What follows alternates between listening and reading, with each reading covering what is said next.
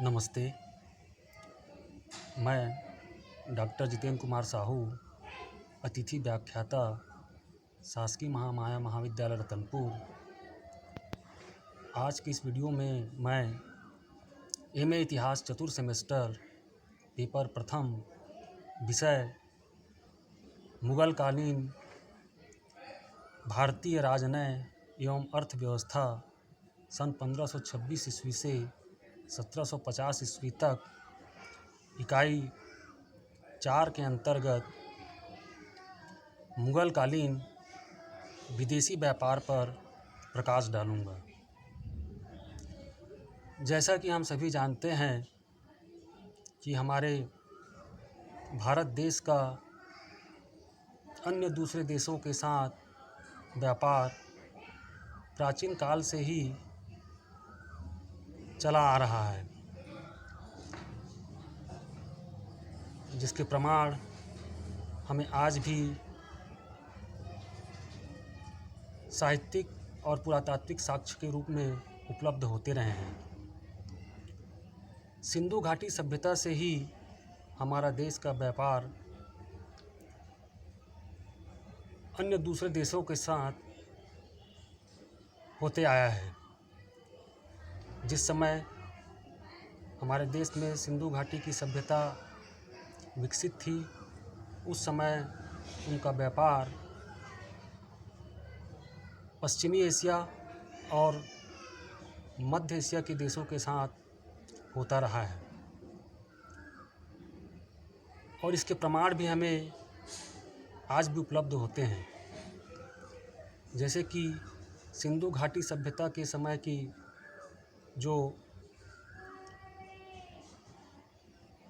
थल मार्ग है चाहे जल मार्ग है, दोनों के माध्यम से हमारा देश का व्यापार दूसरे देशों के साथ चला आया है। मेसोपोटामिया और सिंधु घाटी की खुदाइयों से प्राप्त सील या सीलिंग हो, या फिर लोथल की गोदी हो, या द्वारका से प्राप्त पत्थर के लंगर या प्राचीन घाट हो, इन पुरातात्विक सामग्रियों से हमें यह पता चलता है कि हमारे देश का सिंधु घाटी की सभ्यता के समय से ही विदेशियों के साथ अर्थात दूसरे देशों के साथ व्यापारिक संबंध रहा है। यह व्यापार समय के साथ साथ आगे बढ़ता गया, चाहे वो मौर्य काल हो कि गुप्त काल हो। ऐसे करते करते फिर हर मुगल काल के आते तक भारत का विदेशों के साथ व्यापार अनवरत चलते आया है। मुगल काल की बात करें तो मुगल काल में जो भारत का अन्य दूसरे देशों के साथ जो व्यापारिक संबंध थे, जो व्यापार होता था, उसके संबंध में हमें जानकारी तात्कालीन समय में जो यूरोप के देशों से आए हुए यात्री थे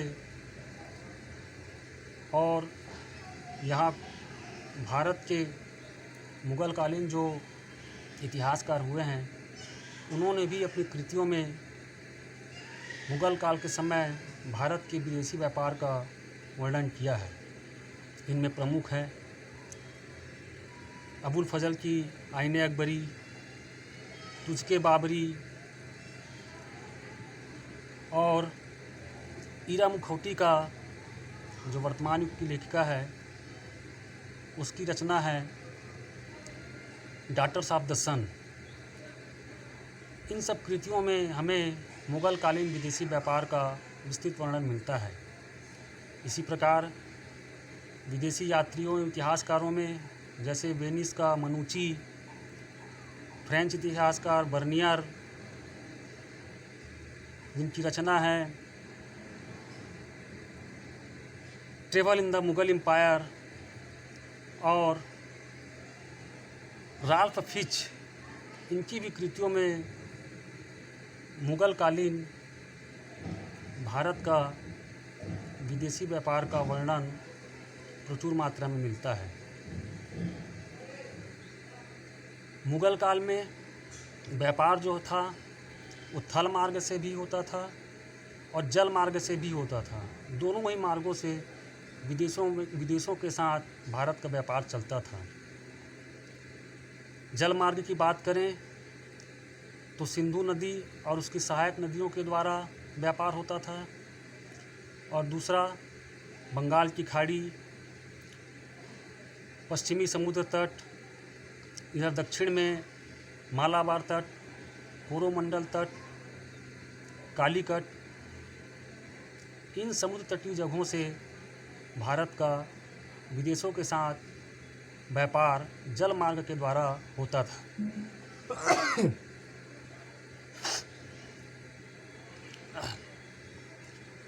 थल मार्ग की बात करें तो भारत का पश्चिमी एशिया और मध्य एशिया के देशों के साथ व्यापार थल मार्ग के द्वारा होता था। उसके दो प्रमुख मार्ग थे, एक लाहौर से काबुल का मार्ग और दूसरा मुल्तान से कंधार का मार्ग। उसके बाद फिर आगे ये बदखशां, बल्ख, कासगर, ईरान होते हुए फिर ये पश्चिमी एशिया और मध्य एशिया के देशों तक थल मार्ग भारत का होता था। यद्यपि उसमें मुल्तान का व्यापारिक महत्व बहुत ज़्यादा था। इसके भी कुछ कारण थे, जैसे कि एक कारण था कि मुल्तान में सुहरावर्दी सिलसिले की बृहत स्थापना हो चुकी थी। दूसरा, भारत से इस्लामी देशों को जाने वाला मार्ग मुल्तान से ही होकर गुजरता था। और तीसरा, मुल्तान ने इस्लामी देशों को बहुत सारे गुलाम निर्यात किया था। इस वजह से उस समय मुल्तान का व्यापारिक महत्व ज़्यादा था। मुग़ल काल में ही व्यापार करने के लिए यूरोप के कई देशों ने भी भारत में प्रवेश किया, जिन्होंने भारत में व्यापार करने के एकाधिकार के लिए भी अपना प्रयास करते रहे और भारत के अलग अलग हिस्सों में जाके बस भी गए थे। इनमें सबसे पहले पुर्तगाली आए, उसके बाद डच आए, उसके बाद अंग्रेज़ आए और अंत में फ्रांसीसी आए। यद्यपि अंत में भारत में जो व्यापार पर एकाधिकार है उस पर अंग्रेज़ों का अधिकार हो जाता है। मुग़ल काल में यहाँ तक मुग़ल राजकुमारी भी व्यापार करती थी। शाहजहाँ की जो बड़ी बेटी थी जहाँआरा, उसके अपने खुद की पानी की जहाज़ थी और उस जहाज़ के माध्यम से वो डचों और अंग्रेज़ों के साथ व्यापार करने के लिए अपने जहाज़ों को 7 समुंदर पार भेजा करती थी। और सूरत बंदरगाह से जितना भी आय होता था सब जहाँआरा के हिस्से में ही जाता था।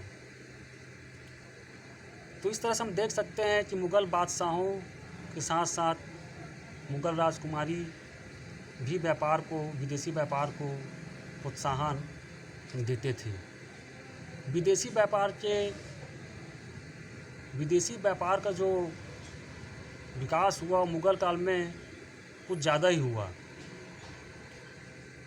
क्योंकि मुग़ल काल में इसका एक कारण एक तो ये था कि मुग़ल काल में मुग़लकालीन समाज सामंती व्यवस्था पर आधारित था और इसलिए न केवल बादशाह अपितु नवाब और सामंत लोग भी अत्यंत वैभवशाली और विलासिता का जीवन जीना प्रारंभ कर दिए थे और अपनी विलासिताओं की वस्तुओं को पूरा करने के लिए वो विदेशों से विदेशी शराब, फल, कालीनें, नमदा, नर्तक नर्तकियाँ, दास दासी, गुलाम इत्यादि चीज़ों को आयात करवाते थे ताकि वो अपने विलासिता का जीवन जी सके। दूसरा कारण था आवश्यकता, कि मुग़ल काल के आते तक युद्ध में लड़ने के लिए जो पारंपरिक हथियार होते थे, जैसे तीर, धनुष, भाले, तलवारें, अब उनका स्थान बंदूक और तोपों ने ले लिया।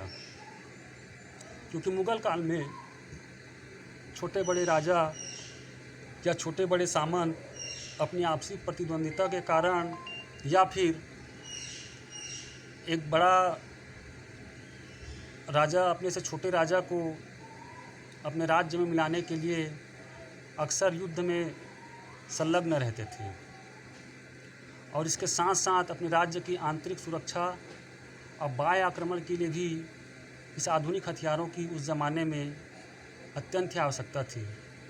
अतः यूरोपीय देशों से बंदूकें, तोपों के साथ ही अच्छे नस्ल के घोड़े भी भारत देश के लिए आयात किया जाता था।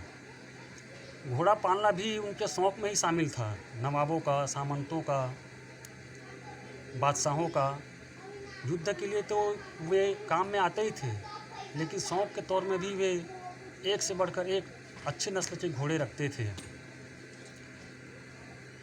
चूँकि भारत में अच्छे नस्ल का घोड़ा नहीं मिलता था, इसलिए या तो अरब से अरबी नस्ल के घोड़े को मंगवाया जाता था या फिर यूरोप देश से अच्छे नस्ल के यूरोपीय घोड़े को भारत में मंगवाया जाता था।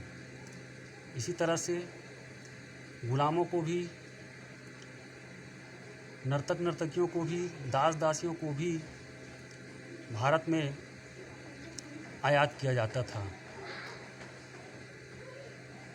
और ये तो हो गई बातें जो अपने भारत देश की जो आवश्यकता थी, इसलिए वे विदेशों के साथ व्यापार करने के लिए जुड़े। अब भारत में भी कृषि के क्षेत्र में कुछ विशेष उत्पादन और कुछ विशेष खनिज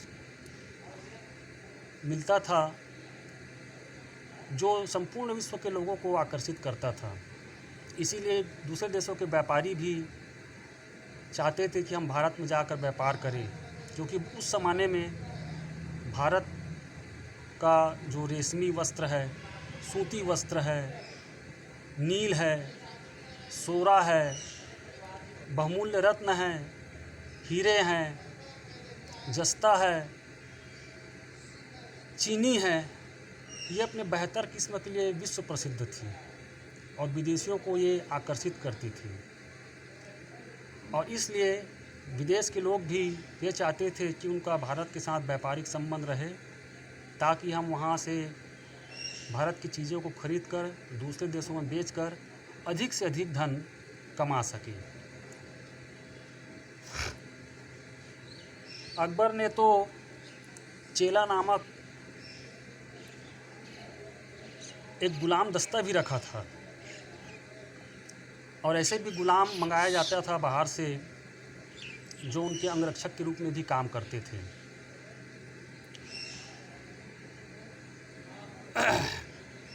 साथ ही विदेशों से जब पुर्तगाली आए, उसी समय से तंबाकू भी भारत में प्रवेश किया, लगभग अकबर के शासन के अंतिम दिनों में।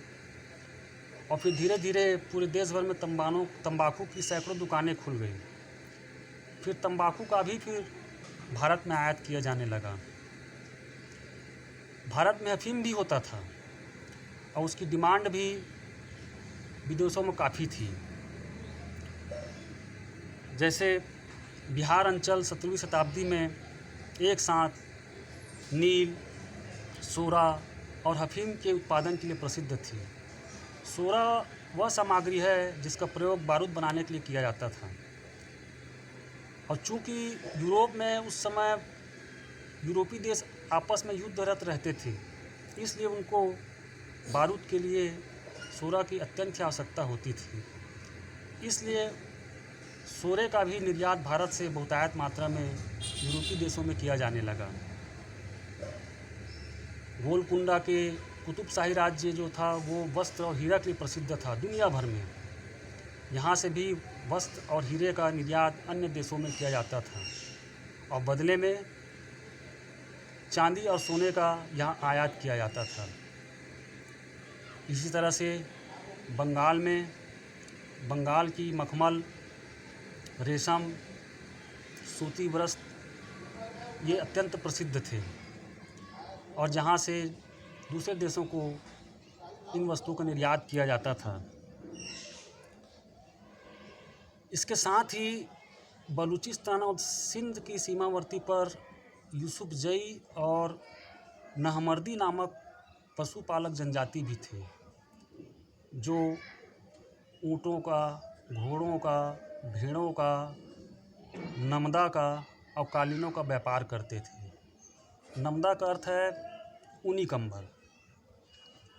तो ये थल मार्ग के द्वारा घोड़े को, खच्चर को यहाँ भारत में व्यापार के लिए लाते थे और राजा महाराजाओं के लिए ऊंचे किस्म के रेशमी वस्त्र, ऊनी कंबल ये भी आयात करवाया जाता था। भारत में निर्मित चीनी अत्यंत ही प्रसिद्ध थी। चीनी का भी बहुतायत से अन्य देशों में निर्यात किया जाता था। इसीलिए शिवाजी ने चीनी की बेहतर किस्म को तैयार करने के लिए चीनी वासियों को भी आमंत्रित किया था।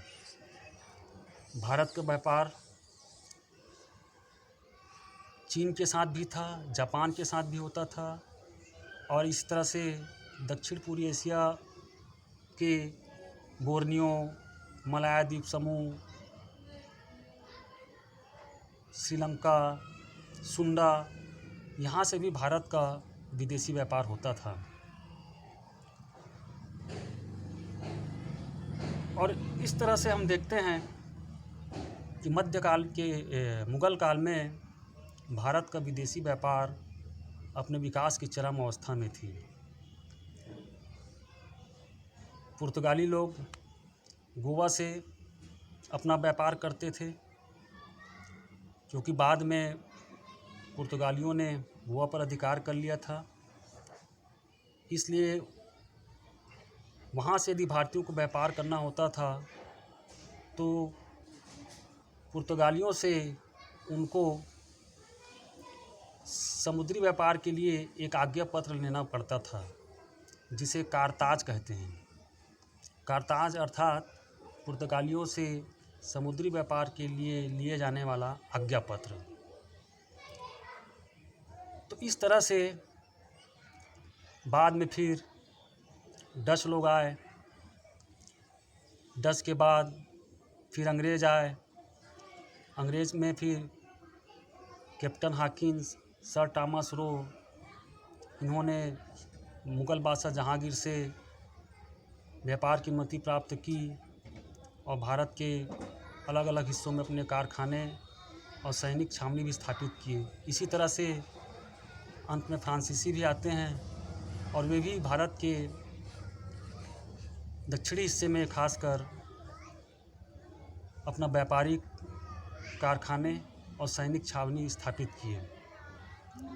भारत से व्यापार में विदेशियों को अत्यंत ही लाभ मिलता था, इसलिए उन लोगों में आपसी होड़ मची रहती थी और आपस में लड़ते भी थे कि उनका भारत में व्यापार पर एकाधिकार रहे। और इस तरह से पुर्तगाली, डच, अंग्रेज़ और फ्रांसीसी आपस में लड़ते रहे और अंततः इसमें विजय अंग्रेज़ों की हुई, जिन्होंने आगे चलकर पूरे भारत में भारत के व्यापार पर अपना एकाधिकार स्थापित कर लिया। धन्यवाद।